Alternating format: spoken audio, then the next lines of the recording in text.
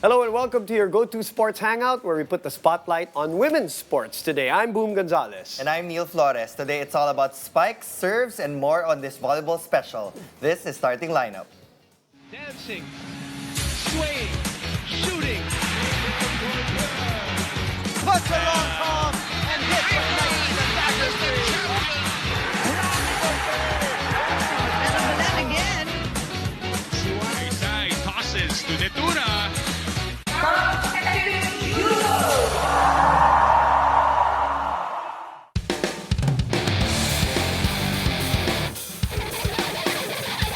The PVL All-Filipino Conference is getting more and more exciting with every game. And here to talk about the top stories from the first weeks of action is none other than our superstar, Jamie La Victoria. Oh my God.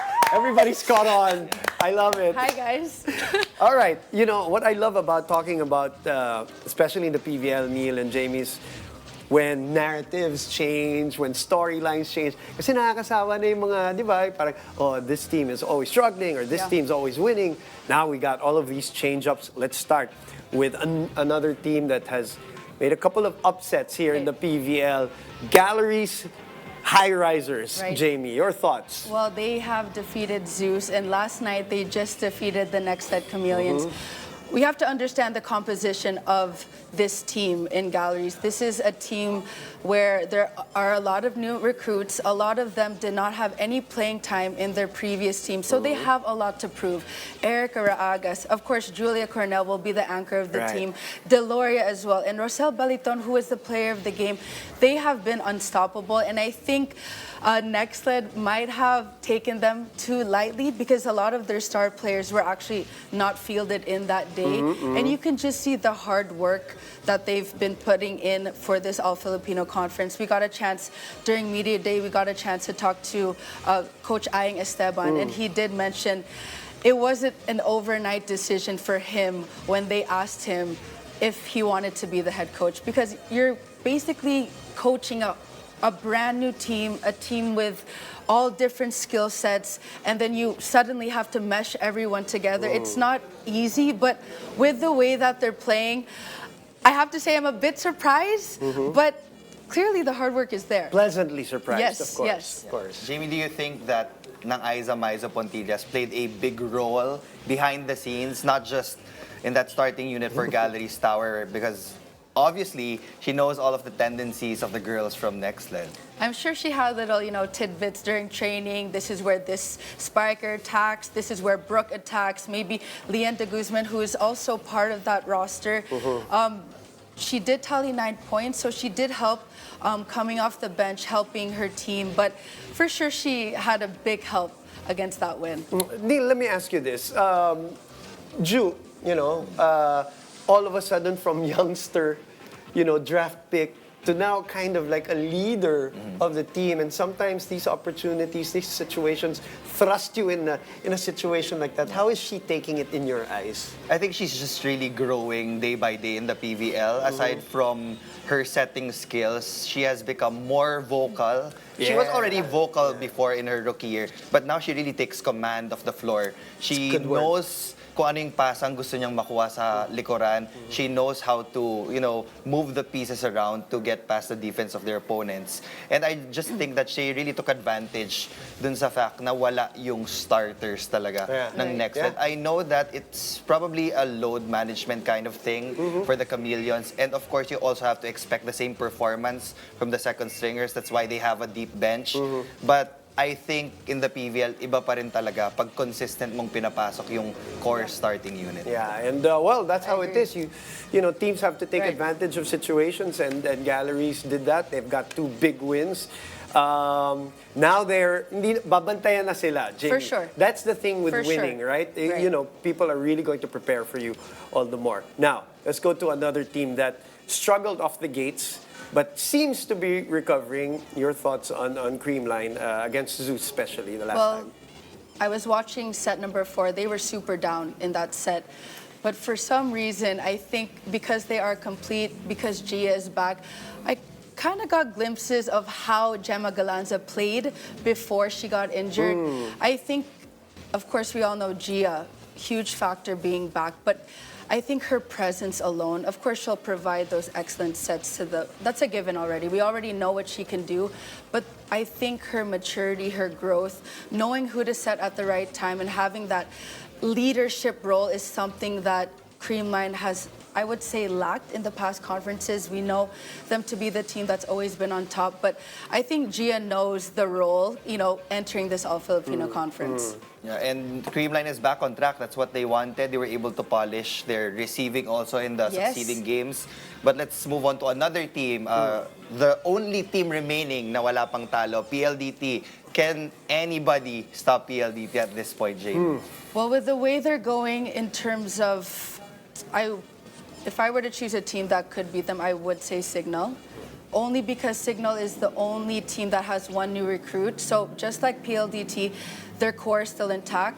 They were able to go abroad. They were able to strengthen their bond. I think PLDT is a mature team. Of course, there's a lot of veterans on that team. Savvy Davison, Kath Arado, Kaf, and anyone who you choose from the bench, Yeah. they can provide. Yeah. So They can come up with two teams. Yeah. Two teams. Yeah, right. So far, so good. And Neil, they are now a team that has that championship aura that comes in, diba? That's something that they lacked naman before, obviously, because they never won the championship. But once they got that back-to-back championships, parang talagang you see it as soon as they enter the court, what Creamline had for many, many years, parang it's going to be a tough task to beat them. I agree. It's always there, yung confidence nila. And now that Kim Fajardo is pulling the strings really well, she's getting a lot of double-digit numbers from her teammates. When you have a strong and healthy KKD attacking from the right side, a confident Majoy Baron that can stop the attacks from the other team, iba yung nagiging galaw. And you always have Kat Arado, as would Jamie say, that something na hindi mo naaalalahanin. Parang madalang kong nakikita na magkaroon ng off game si Kat Arado. Yes, she will make mistakes here and there, but overall, when you take a look at the numbers, passing and digging efficiency is always high for her. All right, we cannot finish this conversation without talking about Belen. Wow. Why, what, and how, Jamie? I mean, what is she doing? How is she doing it? This is just crazy. I mean, you get a #1 draft pick, obviously, Right. to make a difference. But franchise changer, obviously, this girl is. I mean, 29 points against the Chocomucho Flying Titans. Just unbelievable performance. And it's not just her attacking, it's her receiving and defense in the back. That is continuing the rallies of the team. Yet alone, you have Rachel Jarvina or Roma, whoever's playing in the back, helping with the defense, commanding the back. Whether you put in Jasmine Abor or Iris, they will provide. I do think for Capital One, though, as the games progress, it's very important that there's more activation with Layla Cruz and the middle blockers, because at the end of the day, yes, Bella tallies all these points, but that doesn't necessarily equate to a win all the time. We've seen that many times. They're 1-1 in those Right. games. Yeah, So I think 29 points is good, but I think a middle blocker should tally maybe one blocker, maybe double digits, or even 9 to 11 points. That's a good amount so that the offense is spread out evenly. Is this going to be a concern? I want to just get your opinion Yeah. on this. Bella has been putting up 20-plus points per game, but all of the teams are already working on their countermeasures when they face Capital One. So, yung overload ba na to might affect Capital One in the long run? Fair question. Yeah, no, I think there's a possibility that it could be a problem. Like I just mentioned, she will be guarded even more now. She was already guarded last year. She's going to be guarded even more. We just started the All-Filipino Conference maybe like 2-3 weeks ago. There are way more games that they're going to play, even harder teams.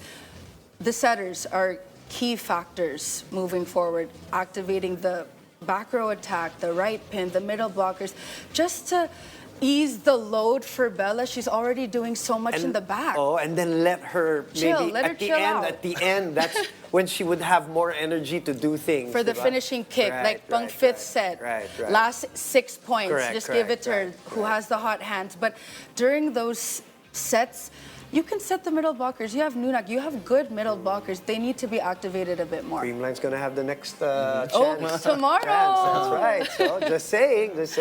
All right. Thank you, superstar. Thank you very much. Look at her, embarrassed.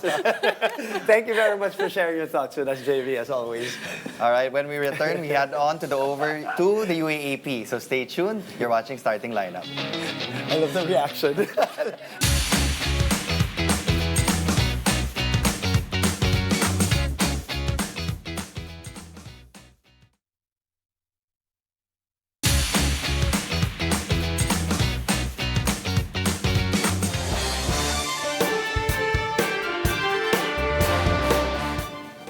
Welcome back to Starting Lineup. The UAAP Volleyball opening weekend brought us a ton of fresh faces and great games. So here to talk about all of that are our fresh faces, our new homegrown UAAP analysts, Maji Mangolabnan, Max Wangko, and Nika Celis. Welcome to the team. We're so happy. Our family is growing. It's nice to see a lot of new faces Yes. here on the studio. I'll start off with Maji. Maji, UP is looking for a breakout season this year. They stumbled in one set against UE, but so far, ano yung initial assessment mo sa kanila? Oh, wow. They have this caliber players and also the team. Grabe, 4 of these players are in double digits last game. And the win against UE was really dominating, yet nakuhanan sila ng isang set. Pero Olango, Itang, Haboneta, of course, Dongalio, as expected, magpo-provide for UP. You know, this is a good problem for Coach Fabio kasi kahit sino talagang ipasok mo, mag-convert into points. So, kung ako yung setter nila, kahit pumikit ako, grabe, alam ko kung sino yung bibigyan ko. And, you know, this is going to be a problem for the other teams kasi you don't know who to scout. So, talagang yung composition ng team nila mataas, even those coming off the bench. Neil, pwede ba kumuha ng inside information? Pwede. Pwede ba? Pwede ba kung gumamit ng konting ano? Nandito na Nandito na, di ba? So, Nika, okay.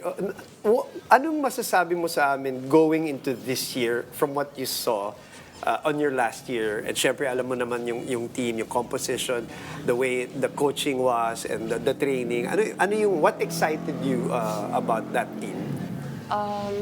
For me, I feel like they're complete eh.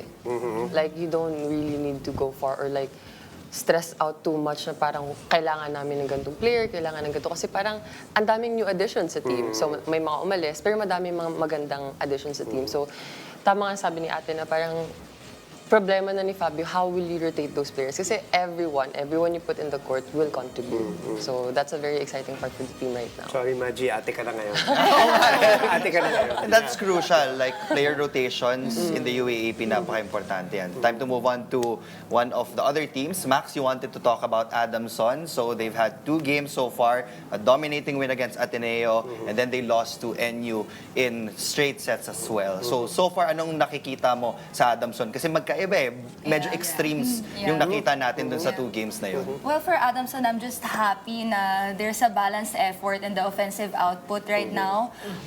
Yun nga, is much more balanced. Meron tayong collective output na nangyayari. I'm just happy for Shaina Nitura na she doesn't have to carry everything on her shoulder right now. Given the additions from the UAAP Juniors Division with Abigail Segi and Luis Tudao, let's not forget about Sagaysay and Mordi na pwede nang mag-add pa sa effort ng Adamson Lady Falcons. And it's too early to tell. Marami pang chances sa pwede pang makabawi yung Adamson sa games nila. And yeah, I think this is a good lineup for them too. Fearless Faye, as I call her, Yeah, Faye yeah. Sagaysay. What were your takeaways from that loss against NU? You know, it's so entertaining to see, of course, parang si Nitura to do all of the stuff that she's doing, but yun nga, parang mas may konting balance ang gustong ma-achieve ni Coach JP did this year, ano? But yung loss against NU, anong nakita mo na pwede pa nilang ayusin in the future For that games? loss against the defending champions, Lady Bulldogs, I think they lacked in the reception part. That's why Faye Sagaysay had a hard Tough time time. distributing the ball, especially kay Dote, their middle blockers, and Tudao. So they have to rely on their wingers. Mordi, Shaina, and Segi. And with that, out of systems, it's easier for the opponents to read kapag ganon eh.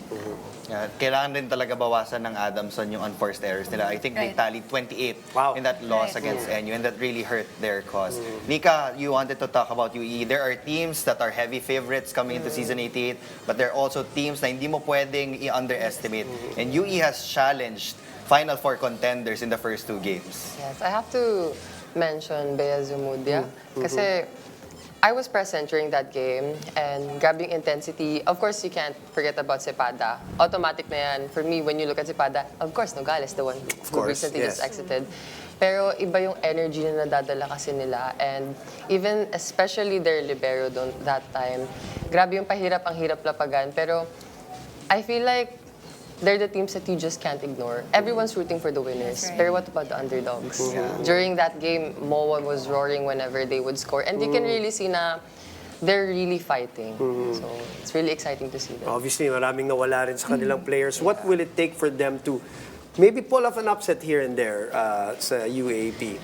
Kasi I see UE somewhat similar to circumstances with UP na restarting again. So ang daming changes. I feel And like you've been a part of it, so alam mo na yung pakiramdam. So I feel like it's good that you can see the grit and the fight with the players, but I feel like they really need to have that consistent system. Kasi the players want it.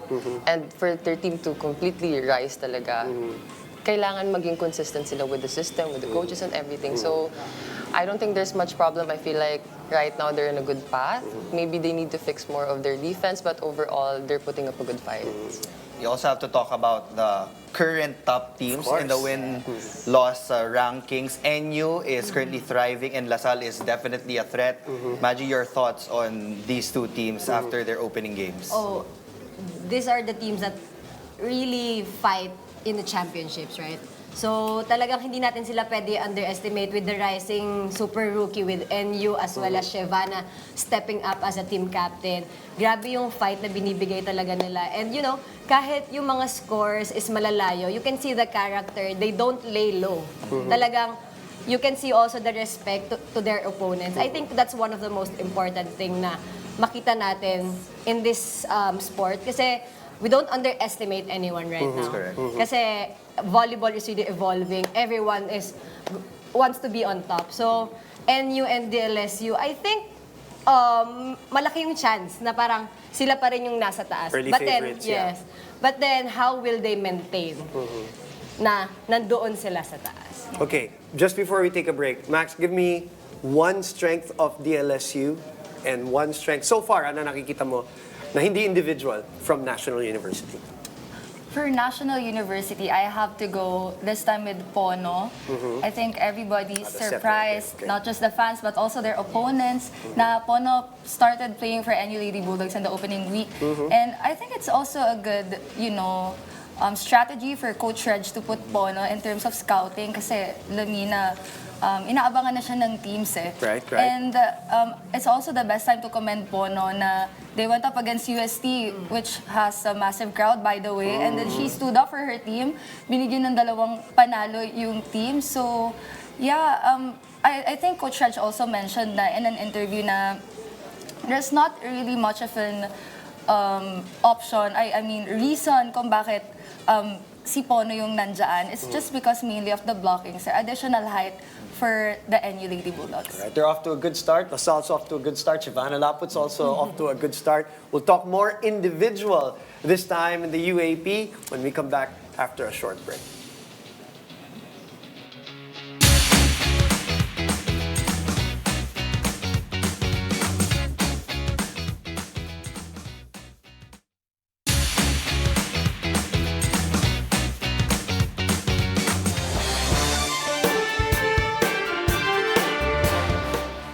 Welcome back to Starting Lineup. Still with us, our homegrown UAAP analysts, Maggie Mangulabnan, Max Wanko, and Nika Celis, talking about moments. Now let's talk about the individual showstoppers of the first week, the first weekend. ended with the Shivana Lapot mention. So, Maji, pag-usapan natin. What is she doing now na hindi mo nakita in the first 2 years, and why is she so effective now for LaSalle? Of course, she's the new captain. Scoring 23 points against FEU in their first game. She really, it's really important for her to set the standard of the team. She dictates the team. So, and of course, she did. Her elevation, her attacking, her blockings are just in another level. And as what I can see, Shivana is really a captain of action and words. Kitang-kita natin yung composure, yung steadiness niya during the crucial moments. And of course, as a setter, kitang-kita mo sa kanya na she wants that ball. She wants to kill that ball. And I've seen Shivana during her first year up until bago siya maging first six. And as what I can say, she just keeps on elevating her game, setting the bar so high for herself. And I'm just so excited to see more of this kasi nagsisimula pa lang talaga tayo.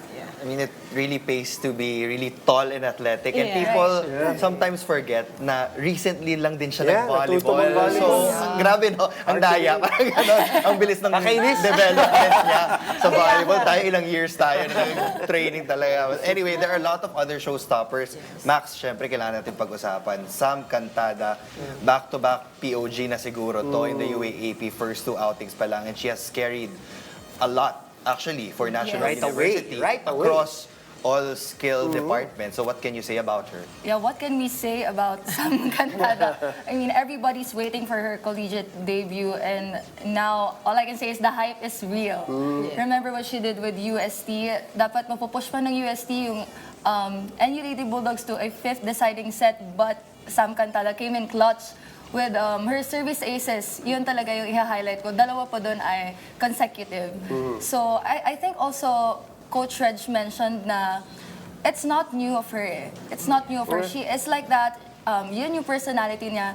That's the way she plays. And yeah, siya na yan eh. Yeah, and this is why Bella wanted to leave. Because she wanted to give. Di ba sabi niya, she knew there was parang a pipeline of players coming in. Nakikita niya na they're in good hands, and yun yung nakikita natin. Okay, Nika, I know you mentioned Bea already earlier from Bea Zomudo. Can we just expound on what impressed you so far with her in the games? I feel like the fact that when I see her, she plays with no fear. Like, kasi when you're coming from teams na you're not expecting much, like you're just putting up that fight, you have nothing to lose but everything to gain. And when I see her, nakikita ko sa kanya yun. Parang they're very similar na Sepada. Si Sepada, iba din yung gigil pag naglalaro. Yeah. Pero Yes. siya kasi parang she's very composed and she doesn't just play hard, she plays smart. There was a time nung game nila against CP na ang dami niyang check out. Diba? Parang how often do you see players na she's not the tallest, but she has to play the smartest, and she hits hard as well. So parang, Sumaga pa lang, madiskarte na siya. yes, which is really good. Yun yung, if you're not the tallest, you have to play the smartest. So, I guess as a last question, out of all of the showstoppers, sino yung nakapag-impress sa inyo? If you were to choose one name. Don't have to explain. Just choose one name. Just one name. From the first week No explanation of the UAAP. Cantada. Cantada. Cantada. Cantada. Can I choose two? Sige, go. It's Pono and Cantada. Okay, you have to give love to the setter. Yeah, really, Pono is really in another level, Sabi nga nila, wala namang difference kay Lamina and kay Pono, And kailangan din talaga ng mag-gain yung confidence, yung exposure ni Pono kasi we know that Lamina anytime soon is graduating. Yeah. And Pono's a champion in high school, MVP also in high school. So, yun talaga yung pipeline ng National University. Great insights. Thank you very much for all of your observations, and we'll have more of this as the season goes on. Thank you very much, Nika, Max, and Maji. Yes. Thank you for joining us. I'm Neil Flores. I'm Boom Gonzalez. This has been Starting Lineup.